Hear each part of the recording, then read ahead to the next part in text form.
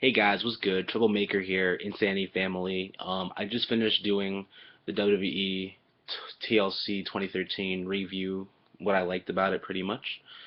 Now I just got to thinking, I was thinking for a long while ever since the end of that pay-per-view, what the direction that I think the WWE should turn in at least for a year. Some of it might not make any sense. I didn't get all the thoughts fully thought out in my head. But I'm just gonna shoot this at you anyways. All right, WWE 2014. Where should they go? Well, let's see. They smells good in here. Um, they ended 2013. Pretty much unifying the WWE Championship, the World Heavyweight Championship. That's dope. That's good. I think they should take 2014 to new heights with giving opportunities to wrestlers that have not held the belt for a while. Let me explain. Okay.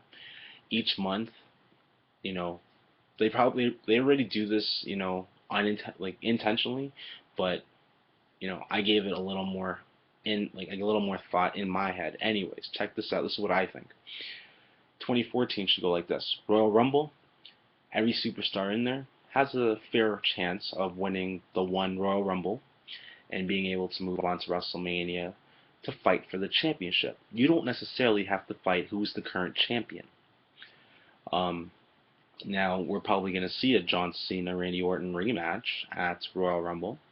That's perfectly normal. They always keep the big matches for the event, anyways. And so the point is Royal Rumble. There's an opportunity to have, to pretty much have a championship opportunity grace your presence. I think they should also promote stuff ahead of time to get people hyped up and rowdy and ready. They should maybe announce something like the Undertaker Challenge. Who's gonna knock off the Dead Man at Mania? If if you're not successful in the Royal Rumble match, maybe you want to, maybe your head, maybe you're distracted, maybe your head's at, I think I have a great opportunity to knock off Taker and make sure that he actually loses at WrestleMania. Be the first guy to do it. You know, Trust me, the first guy's gonna do it is gonna be like probably the most hated person for like a few months or a year, in my opinion. Because I don't want to see Taker lose that streak. He's come so far. uh, yeah, so my opinion, announced an Undertaker challenge. Who wants to step up to the plate? Who wants to knock the dead man off? Get people riled up for that. I think Elimination Chamber. Um, give or take what you want to consider the unifications of some belts. However, I don't remember everyone that held the um, the undisputed championship when the WCW and WWF title got joined together back in 2001 or two or whatever it was. But let's say there were at least four. Let's say somehow it managed out to be six people, including Randy Orton, right? So have one match, a generation collision type thing at Elimination Chamber. Have one match be bring back some people that held the belt. Like I know Triple H, Chris Jericho, and Brock Lesnar are some of the names that held that unified belt, and put Randy Orton in there. Those are the only four I can think of. If that's the only four, then hell, so be it. Put them in a fatal four-way match. Bring the other guys back just for one night. Um, and if they win, it goes down as a win record in their book. And if they're not full-time superstars, put the titles up for vacant, and it'll be decided at WrestleMania if Randy Orton doesn't retain because he's a full-time superstar. You know what I mean? Because if Triple H goes in and wins, then he'd have to juggle being champion and carrying the company. Brock Lesnar, he's hardly around. Um, Chris Jericho, he's out of the wrestling game right now, doing the music thing with Baze. And Randy Orton, he's your boy. He's there. But my opinion, make the Elimination Chamber match a #1 contendership match and make the contenders in it all superstars that have never been champion before. Um, never held either one of those belts before. So come WrestleMania, you'll have the winner of the Royal Rumble face, the winner of the Elimination Chamber for that belt. And then you could potentially have, what is it? Now you're in for a triple threat match. If Now here's the thing about that. You don't necessarily need to make that a triple threat match. The winner of the Elimination Chamber, what if they can cash in their victory challenge on a given Monday Night Raw or Friday Night SmackDown prior to WrestleMania coming up? So again, the Royal Rumble winner does not know who they're facing. Again, you're promoting the Undertaker challenge. You know what I mean? And then moving forward, let's not have a Money in the Bank pay-per-view in July. Let's bring back the traditional Money in the Bank and put it at WrestleMania. Again, put a bunch of superstars that have not been champion, give them the opportunity to get that belt. This way you're giving, you're giving out opportunities to superstars that, might have never seen the light of day to be in the rankings of, look at me, I'm going for this belt. Because back in the day, whoever saw, who was it? I was a big fan of this guy, and I'm forgetting his name right now. It was either Paul London or Brian Kendrick, and he was like the Brian Kendrick or whatever. And I was really feeling that character when he put the word the or the, right in front of his name. I was feeling that. Yeah, so pretty much you give out the opportunities again and again.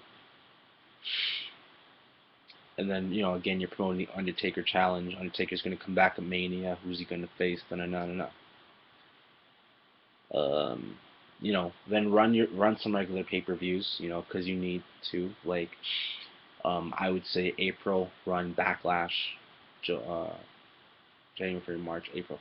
April, run Backlash. May, run Judgment Day. Then run in June. June is interesting. You know why?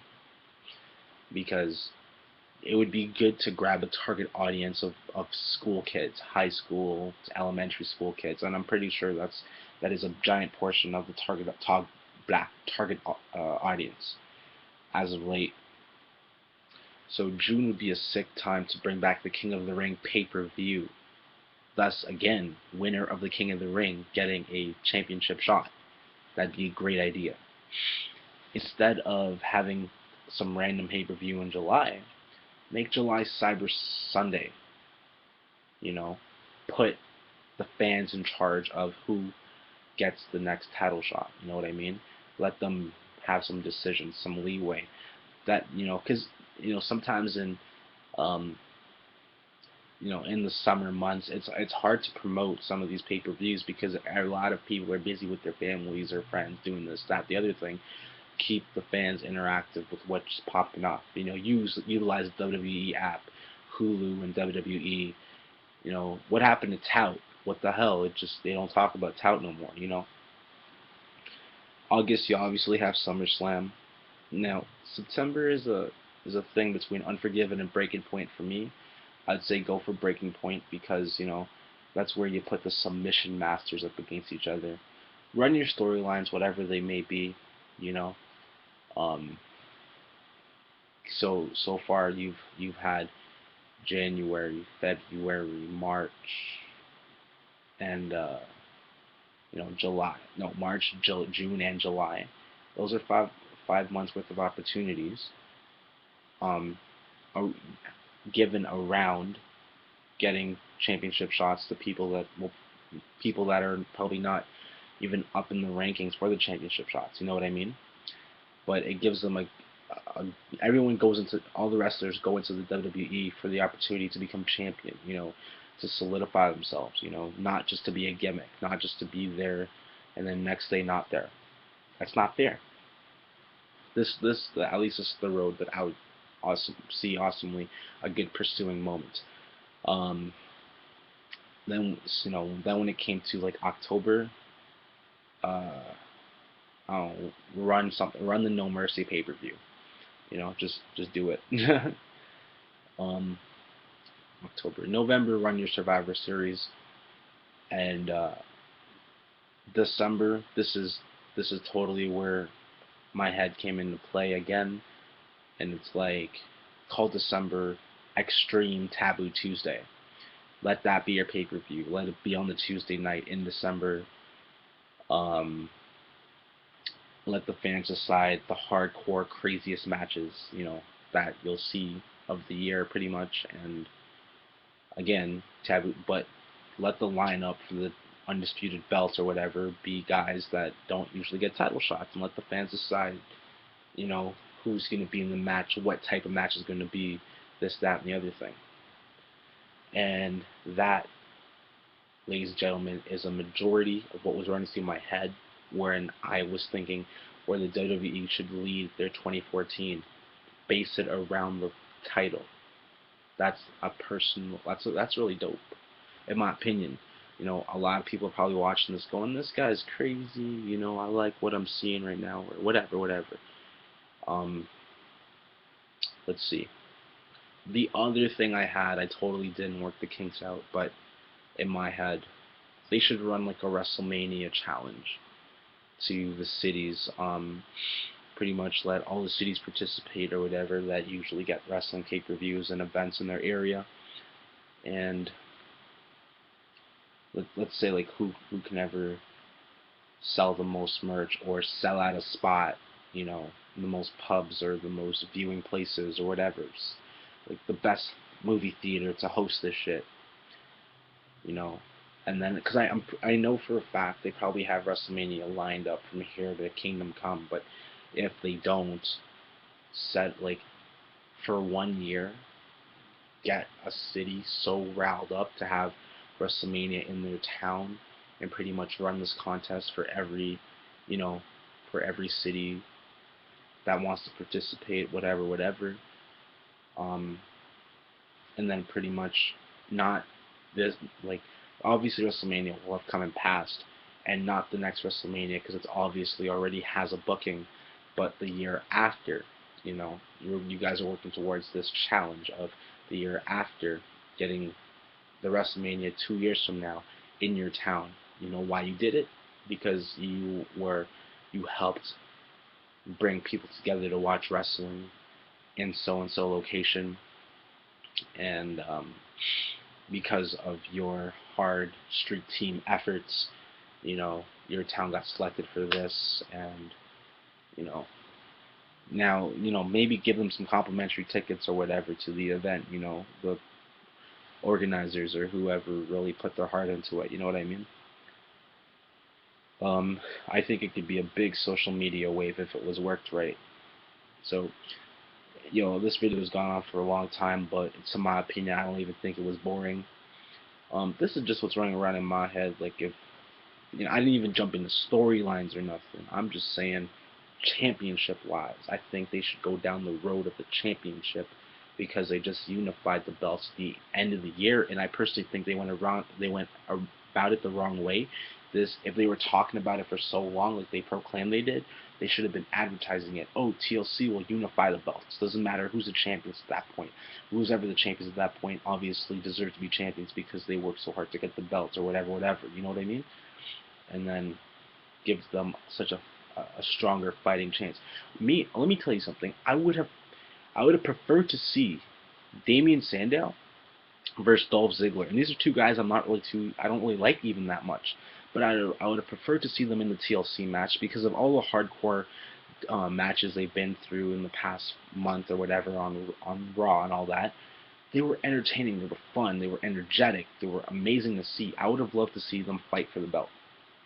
This John Cena, this Randy Orton thing, could have had the same potential sass, but it didn't, man. It kind of just flopped on me, and that's kind of a shame, but what are you gonna do, right? I paid to watch it, and I enjoyed what I saw, but it could have been better, in my opinion. So I really thank all of you for chilling back and watching this video, and yeah, share your thoughts and views and whatever what you think. And you know what? I mentioned this in the TLC review as well. I do have one of my friends that's really heavy into WWE, really, really big into it. Um, so he might want to join, doing a video, maybe doing one like this or whatever. So we'll see when the time comes. Thank you guys. Again, this is where I think WWE should head in 2014. Peace out. Much clown love. Whoop whoop from your boy Troublemaker. Hashtag join the family. All that happy good shiznit. Bye.